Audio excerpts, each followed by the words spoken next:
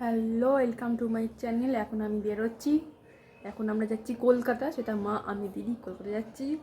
আর চলো দেখতে থাকো কোথায় কোথায় যাই, কী করি, কী খাই সারাদিন। চলো। তোমার তো বললামই যে আমরা যাচ্ছি কলকাতায়, তা আমি মা দিদি। তো প্রথমে চুজো চলে গেলাম, চুজো থেকে ট্রেনে ধরে হাওড়া গেলাম। আর আমরা ট্রেনে খাবার নিয়ে গেছিলাম চাউমিন। তো ওটা আমরা ট্রেনে বসেই খেয়ে নিয়েছিলাম, মানে ট্রেনে বসে খাওয়া দাওয়াটা কমপ্লিট করে নিয়েছিলাম, কারণ ট্রেনটা পুরোই ফাঁকা ছিল।